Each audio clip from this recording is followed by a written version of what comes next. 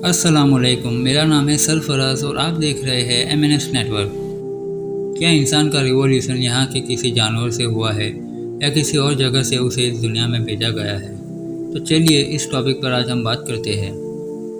तौरात, Bible, इंजील और कुरान में आदम अलैहिस्सलाम और माँ हव्वा का जिक्र मिलता है कि कैसे शैतान के बहकावे में आकर उन्होंने एक खास किस्म का फल खाया और उन्हें सज़ा के तौर पर अल्लाह ताला ने इस ज़मीन पर उतार दिए। और अल्लाह ताला ने कुरान करीम में बयां फरमाया है कि कैसे अल्लाह ताला ने आदम अलैहिस्सलाम का पुतला बनाया और उसमें रूह फूंकी और आखिर में दुनिया में आने के बाद इंसान के अच्छे और बुरे अमल के चलते इंसान को जन्नत या जहन्नम में हमेशा के लिए भेज दिया जाएगा। ये उसका आखिरी मुकाम होगा और इंसान दुनिया में आने के बाद खुदा के हुक्म को भूलकर आज की जदीद तरीन साइंस की चकाचौंध करने वाली ज़िंदगी में ये भूल गया है कि उसे वहाँ से भेजा गया है जहाँ उसे आखिर में जाना है, और यह मानने लगा कि उसका वजूद यहाँ के किसी जानवर से रिवॉल्यूशन से हुआ है। वैसे तो साइंस भी अल्लाह के वजूद को नहीं मानती और इंसान भी इतना तरक्की याफ्ता होने के बावजूद भी ये पता नहीं लगा पाया कि उसे असल में कहाँ से भेजा गया है और मरने के बाद आखिर वो कहाँ चला जाता है, और सबसे बढ़कर उसे इस दुनिया में क्यों भेजा गया। चार्ल्स डार्विन की थ्योरी पर नज़र डालें तो उनका मानना है कि पहले इंसान बंदर था और उसके बाद रिवॉल्यूशन से इंसान बना। तो साइंस भी ये मानती है कि एक पानी में रहने वाले बैक्टीरिया सेल से दुनिया में तमाम जानदार मखलूक की पैदाइश हुई।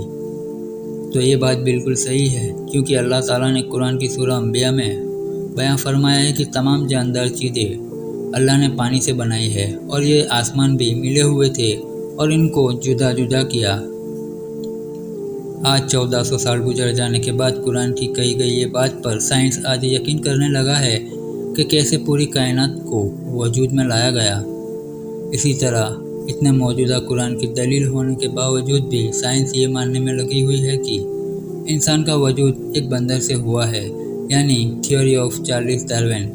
इसी तरह अल्लाह ताला ने कुरान में आदम अलैहिस्सलाम की तख्लीक को वाज़ेह तौर पर बयां फरमाया है कि कैसे अल्लाह ताला ने आदम अलैहिस्सलाम की तख्लीक की और इस दलील को रद्द कर दिया, और हमें भी करना चाहिए। और जितने भी अंबिया इस दुनिया में आए उन्होंने भी यही बताया कि कैसे आदम अलैहिस्सलाम की तख्लीक की।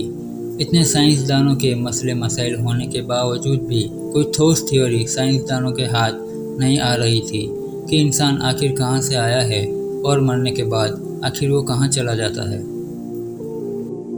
तभी एक non Muslim doctor Alice Silver ने किताब लिखकर उसमें बताया कि इंसान का वजूद बंदर से नहीं हुआ है, कोई बहुत ताकतवर चीज़ उसे यहाँ फेंक कर गई है और वो बहुत ताकतवर और मजबूत थी जो उसे यहाँ फेंकने पर कादिर थी।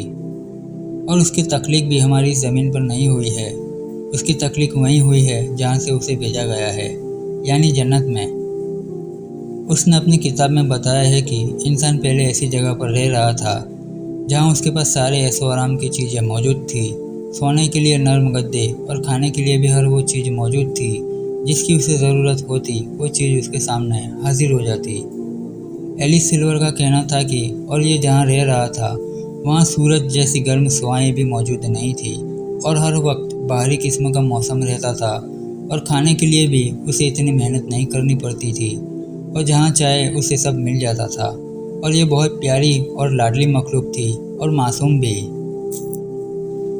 और अचानक उससे कुछ गलती हुई और उसे इस ऐशो परस्त ज़िंदगी से निकाल कर हमारी इस दुनिया में भेज दिया गया सज़ा के तौर पर, जहाँ पर कुछ खुश्की हो और कुछ जगह पर नमी हो और हर तरफ पानी। ये इंसान के लिए जेल की जानिब थी। और डॉक्टर एलिस सिल्वर का यूँ कहना है कि इंसान को यूँ सियारे से निकालने वाली हस्ती बहुत ही ताकतवर थी जिसके पास पूरी कायनात का कंट्रोल मौजूद था और उसके पास इस मखलूक को पैदा करने की ताकत भी थी और सज़ा के तौर पर कहीं भी भेजने पर कादिर थी। और डॉक्टर एलिस सिल्वर की इतनी रिसर्च के बाद इनकी किताब में दलाइल का काफ़ी बड़ा अंबार मौजूद है और किसी भी शख्स का इनकार करना मुमकिन नहीं। और इनकी दलाइल में से अहम तरीन कुछ ये है। नंबर 1, हमें मालूम है कि ज़मीन पर ग्रेविटी मौजूद है जिसकी शक्ल में हमें घूमने फिरने में और कुछ भी मेहनत करने के लिए वज़न को उठाना या रखना ये सब मेहनत करने से हमें थकावट महसूस होती है या फिर कमर दर्द या फिर बदन दर्द की शिकायत रहती है। लेकिन जहाँ से इंसान को भेजा गया था वहाँ पर ग्रेविटी ना के बराबर थी और शायद कभी थी ही नहीं। इसीलिए उसे बदन दर्द या थकावट महसूस नहीं होती थी। जब इंसान को यहाँ पर भेजा गया था उसकी हाइट भी काफ़ी ज़्यादा थी, लेकिन हमारी दुनिया में ग्रेविटी होने की वजह से इंसान की हाइट कम होती चली गई। नंबर 2, इंसान को सज़ा के तौर पर इस ज़मीन पर भेजा गया। इसका सबूत यह है कि इंसान ज़्यादा देर तक धूप जैसी नेमत में भी नहीं बैठ सकता। ज़्यादा देर रहने से इसे चक्कर या तो फिर ये हीट वेव का शिकार हो जाता है, जबकि इसी दुनिया में रहने वाले जानवरों को किसी भी तरह की परेशानी नहीं होती और ना ही ये बीमारियों का शिकार होते हैं। नंबर 3, इंसान अपने तमाम करीबी रिश्तेदारों और घर वालों और दुनिया की नेमतों और ऐशो इशरत के बावजूद भी अक्सर बिना वजह परेशानी महसूस करता है, जैसे एक परदेश में रह रहा हो। यानी ये ऐसा महसूस करता है कि ये दुनिया उसका असल घर है ही नहीं। दरअसल ये हकीकत है, क्योंकि इंसान का असल घर आखिरत में ही है, जो उसे मौत के बाद मिलने वाला है। नंबर 4, दुनिया में रहने वाले तमाम जानवरों को अपनी खुराक हासिल करने के लिए इतनी मेहनत नहीं करनी पड़ती जितनी इंसानों को करनी पड़ती है। जानवर डायरेक्ट शिकार करके उसे खा लेते हैं, लेकिन हम इंसान पहले खुराक को हासिल करते हैं, फिर उसे खूब पकाकर उसे तैयार करते हैं ताकि इसका मैदा और इसका जिस्म उस खाने को कबूल कर सके। क्योंकि पहले ये जहाँ रह रहा था ये सब चीज़ें उसे मुफ्त में दरियाफ्त थी, जबकि दूसरी तरफ जानवर शिकार करके उसे डायरेक्ट ही खा लेते हैं और इंसान ही एक अकेला 2 पाँव पर चलने वाली मखलूक है जो इसका एलियन होने का सबूत है।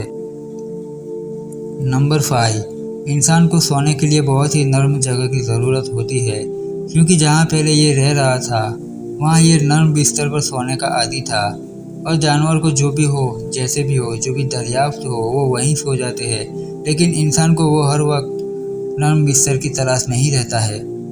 नंबर 6, क्या आपने कभी नोटिस किया है कि इंसान ही एक ऐसी वाहिद मखलूक है जिसकी इस दुनिया में रहने वाली मुख्तलिफ जानवरों की तरह नस्लें नहीं पाई जाती, जो कि ये भी साबित करता है कि ये जानवर की कोई इत्तेकाई शक्ल नहीं है, बल्कि कोई और मखलूक इसे यहाँ पर फेंक कर गई है।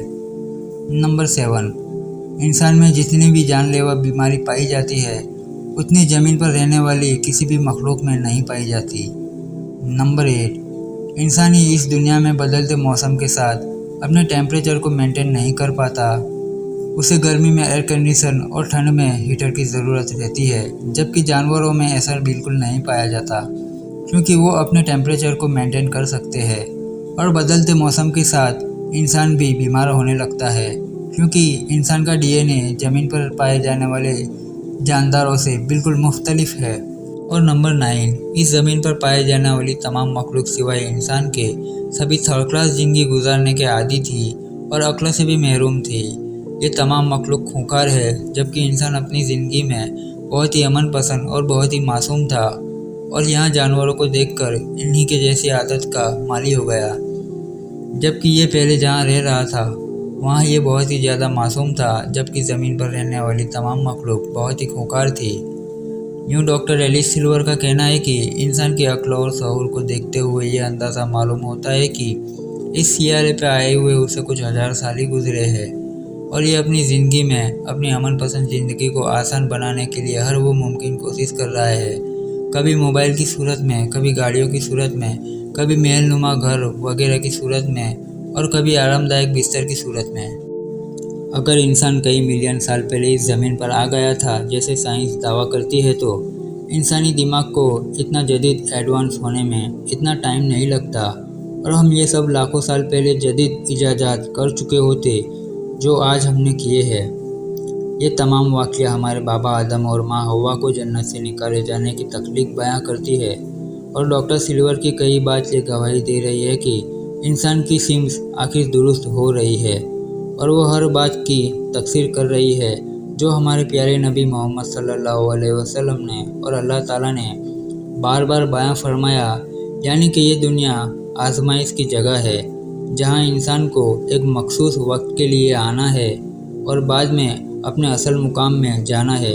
जहां उसे अपने अमल के मुकाबले जज़ा और सज़ा का फैसला मिलेगा और इंसान हमेशा के लिए वहीं रहेगा जहां से वो आया था।